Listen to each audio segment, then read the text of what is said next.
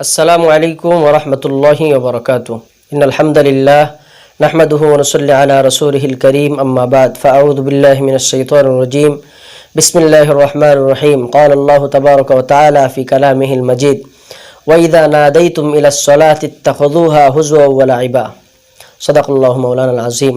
সম্মানিত দর্শক ও শ্রোতা, দূরের এবং কাছের, দেশের এবং বিদেশের যে যেখান থেকে আমাদের আজকের প্রোগ্রামটি দেখছেন সকলকে জানাই আন্তরিক মোবারকবাদ ও শুভেচ্ছা। আজকে আমরা আজানের ইতিহাস এবং কিছু কথা আজান সম্পর্কিত আলোচনা করব। ওমা তৌফিকি ইল্লা বিল্লাহ।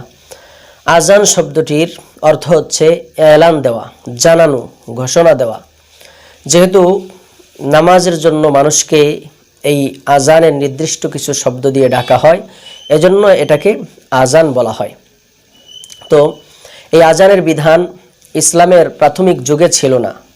মক্কি জিন্দেগিতে যখন মুসলমানের সংখ্যা কম ছিল, তখন মানুষদেরকে জামাতে একত্রিত করার জন্য আজানের প্রয়োজন হতো না, বরং মানুষদেরকে অল্প কয়েকজন মানুষ যার কারণ ডেকে ডেকে তাদেরকে জামাতে শরীক করা যেত।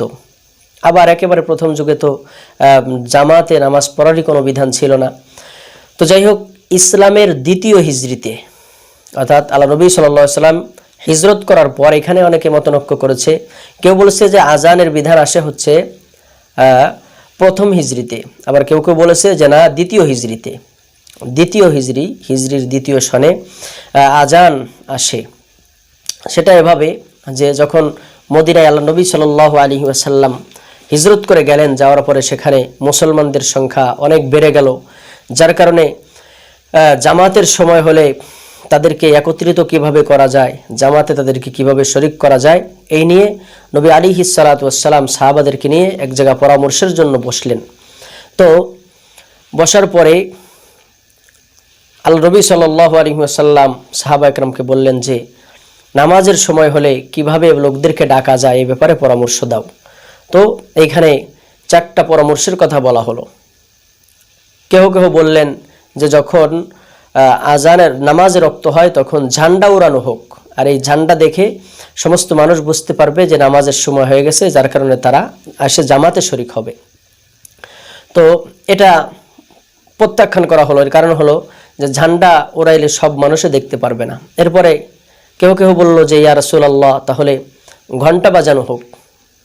কিন্তু নবী করিম সাল্লাল্লাহু আলাইহি ওয়াসাল্লাম এটাকেও অপছন্দ মনে করলেন, কেননা ঘন্টা বাজানো, সিঙ্গা বাজানো এটা হচ্ছে খ্রিস্টানদের কাজ, সুতরাং খ্রিস্টানদের সাথে এটা মিলে যায়, যার কারণে আল্লাহ নবী এটাকেও অপছন্দ করলেন। কেউ বলল যে ইয়া রাসূলুল্লাহ, যদি জামাতের সময় হয় তাহলে আগুন জ্বালানো হোক, সেই আগুন দেখে মানুষ বুঝতে পারবে যে নামাজের সময় হয়ে গেছে। নবী আলাইহিস সালাতু ওয়াস সালাম এটাকেও প্রত্যাখ্যান করলেন, এই বলে যে এই আগুন জ্বালানো এটা হলো মুশরিকদের কাজ, মুশরিকরা আগুন জ্বালিয়ে আগুনের পূজা করে, এটা যেহেতু মুশরিকদের সাথে সাদৃশ্য হয়ে যায়, এজন্য এটাকেও আল্লাহ নবী বাদ দিলেন। এরপরে 4 নম্বর আরেকটা পরামর্শ আসলো যে ইয়া রাসূলুল্লাহ, তাহলে নামাজের সময় যখন হবে তখন ঢোল বাজানো হোক। নবী আলাইহিস সালাতু ওয়াস সালাম এটাকেও প্রত্যাখ্যান করলেন, কেননা ইহুদিরা ঢোল তবলা বাজায়, তো এই ইহুদিদের সাথে সাদৃশ্য হয়ে যায়, এজন্য এটাকেও প্রত্যাখ্যান করলেন। এইভাবে যতগুলো পরামর্শ আসলো, কোনো পরামর্শের উপরে সিদ্ধান্তে উপনীত হতে পারলেন না। তো এইভাবে কোনো বিনা সিদ্ধান্তে এই মজলিস শেষ হয়ে গেল। এরপরে যখন প্রত্যেক সাহাবী বাড়ি চলে গেল, রাতের বেলা ওই দিন হযরতে আব্দুল্লাহ বিন যায়েদ বিন আব্দুর রব্বিহ রাদিয়াল্লাহু তাআলা আনহু একজন সাহাবী, উনি রাত্রে বেলা ঘুমিয়ে রয়েছেন। প্রতিমধ্যে উনি স্বপ্ন দেখলেন যে তার পাশ দিয়ে একটা লোক সিংহা নিয়ে যাইতেছে। তখন আব্দুল্লাহ বিন যায়েদ বিন আব্দুর রব্বিহ রাদিয়াল্লাহু তাআলা আনহু তিনি ওই সিংহালাকে ডাক দিলেন। ডাক দিয়ে বললেন যে ভাই, আপনার এই সিংহাটা কি আমার কাছে বিক্রি করবেন? ওই লোকটি বলল স্বপ্নের মধ্যে যে তুমি এটি দিয়ে কি করবা? হযরতে আব্দুল্লাহ বিন যায়েদ বিন আব্দুর রব্বিহ বললেন যে জামাতের সময় হলে আমি এই সিংহা বাজায়া মানুষদেরকে জামাতে শরীক হওয়ার জন্য ডাকবো।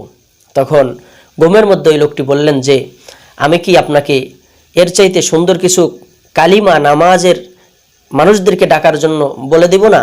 তখন তিনি বলে দিলেন এই আজানের যে বাক্যগুলা, এই শব্দগুলা স্বপ্নের মধ্যে আব্দুল্লাহ বিন যায়েদ বিন আব্দুর রব্বিহ রাদিয়াল্লাহু তাআলা আনহুকে ওই লোক শিক্ষা দিল।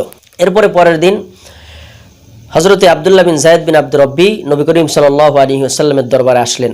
আসার পরে বললেন যে ইয়া রাসূলুল্লাহ, আজকে রাত্রে তো আমি এই স্বপ্ন দেখেছি।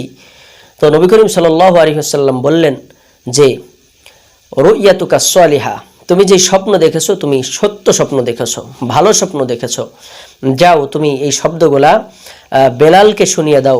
বেলালের কণ্ঠস্বর অতি উঁচু, এজন্য বেলালকে গিয়ে বলো যে জামাতের সময় হলে জানি এই শব্দগুলোর দ্বারাই আজকে থেকে মানুষকে ডাকে।